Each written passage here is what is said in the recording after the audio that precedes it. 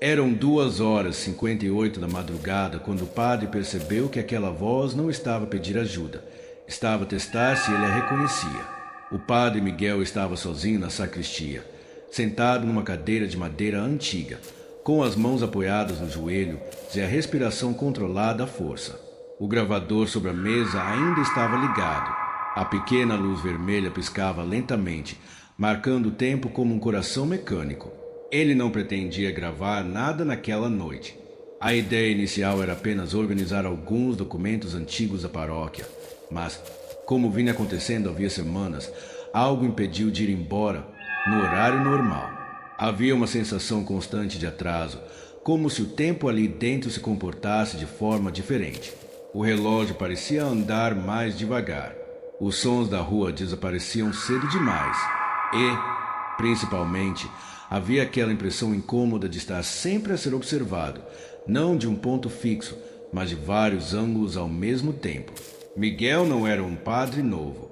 Tinha mais de 20 anos de sacerdócio, passará por comunidades difíceis, ouvirá confissões pesadas, lidara com pessoas em sofrimento real. Não era alguém facilmente impressionável, mas aquela paróquia tinha algo que não se encaixava em nenhuma das suas experiências anteriores. Tudo começara cerca de 2 meses antes, logo após a sua transferência para a pequena igreja no interior. A comunidade era reduzida, envelhecida, silenciosa. O prédio da igreja era antigo, com corredores estreitos e paredes grossas que abafavam qualquer som externo. Nos primeiros dias, Miguel sentiu apenas o peso do lugar, algo que atribuía à solidão e à mudança brusca de rotina. Mas então vieram os pequenos detalhes. O primeiro foi o som. Não vozes, não palavras, apenas um ruído baixo, quase imperceptível, como alguém a respirar muito perto, mas fora do campo de visão. Ele ouvia esse som apenas quando estava sozinho. Sempre à noite, sempre depois das 2 da manhã. Ao virar a cabeça, o som cessava. Ao continuar o que estava a fazer, ele voltava. Miguel tentou ignorar. Depois tentou racionalizar.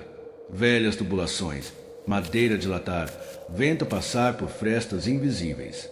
Tudo tinha uma explicação plausível, pelo menos até ao dia em que decidiu gravar um sermão para a rádio local. Ele posicionou o gravador no altar secundário, ajustou o microfone e começou a leitura. Durante toda a gravação, nada aconteceu. Silêncio absoluto. Nenhuma interrupção, nenhum som estranho.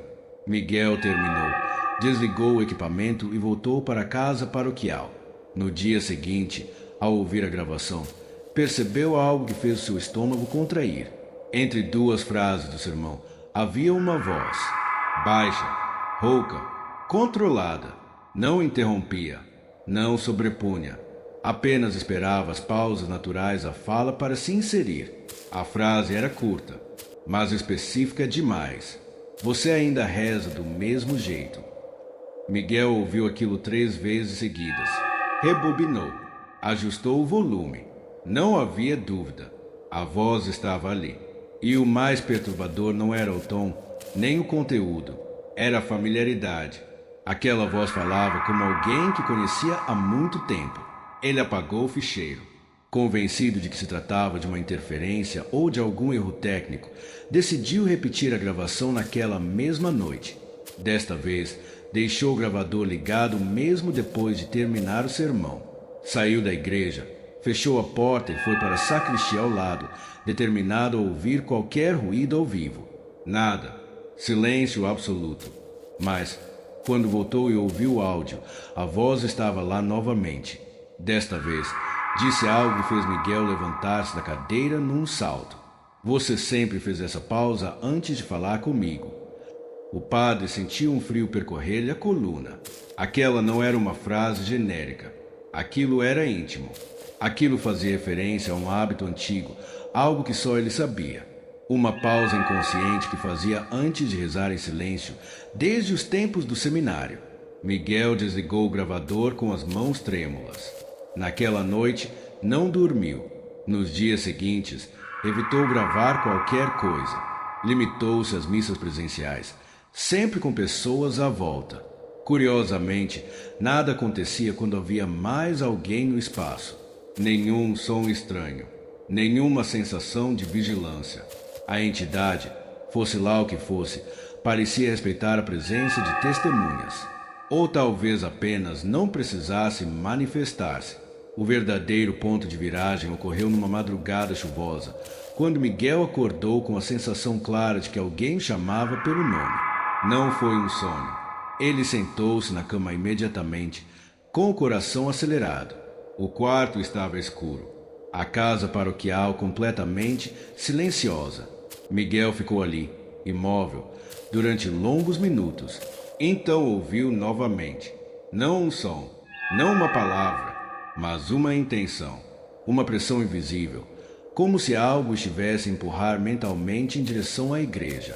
Contra o próprio bom senso, levantou-se, vestiu o casaco e atravessou o pátio molhado até a porta lateral da igreja. Cada passo parecia pesado demais. O ar estava frio, denso, difícil de respirar. Ao entrar, sentiu imediatamente a mudança. Aquele espaço estava acordado. Miguel acendeu apenas uma vela e colocou o gravador sobre o altar. Não tinha um plano claro, apenas a certeza de que precisava confrontar aquilo. Sentou-se, respirou fundo e falou: "Se você está aqui, diga quem é." Durante vários segundos, nada aconteceu. O silêncio era absoluto, quase agressivo. Miguel começou a pensar que tinha cometido um erro, que tudo aquilo era fruto do cansaço e da solidão. Então, a vela oscilou levemente. Não se apagou. Não tremulou como ao vento. Apenas inclinou a chama por um segundo, como se algo tivesse passado muito perto. Miguel engoliu em seco. Continuou: "Você parece conhecer-me." "Como?" Naquele momento, o gravador captou um som que Miguel não ouviu ao vivo. Um som que só seria percebido mais tarde, ao ouvir o áudio. Um sussurro longo, arrastado, quase como alguém a formar palavras sem voz. Mas, ao vivo, o que Miguel sentiu foi pior. Uma memória. Não uma lembrança normal, mas algo que lhe foi imposto. Ele viu-se mais jovem, ajoelhado no quarto do seminário, chorando em silêncio depois de uma confissão difícil. Sentiu o mesmo peso no peito, a mesma culpa, a mesma dúvida. E então, dentro da sua própria mente, uma frase surgiu com clareza assustadora. Eu estava lá. Miguel caiu de joelhos. Saiu da igreja em pânico, deixou o gravador para trás e passou o resto da noite em claro, rezando, tentando racionalizar, tentando manter a sanidade. No dia seguinte, decidiu ouvir a gravação. A voz estava mais clara do que nunca. Não interrompia, não sussurrava mais. Falava diretamente. Chamava-o de Miguel. Mencionava detalhes da sua infância, do seminário, de pecados confessados anos antes. Coisas que jamais tinha dito em voz alta a ninguém além de Deus. E então veio a frase que mudou tudo. Eu ouvi todas as suas confissões, porque você nunca esteve sozinho. Miguel desligou o áudio imediatamente. A partir daquele dia, começou a deteriorar-se. Dormia mal, comia pouco, evitava olhar para espelhos, porque tinha a sensação constante de que algo observava através do seu próprio reflexo. As gravações tornaram-se mais frequentes, mesmo quando ele não ligava o equipamento conscientemente. O gravador aparecia ligado sozinho. Ficheiros novos surgiam sem explicação. E a entidade já não apenas falava sobre o passado, falava sobre o futuro.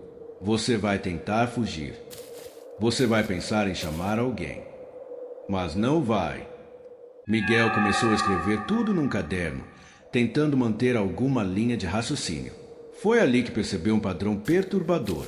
A entidade só falava quando era gravada.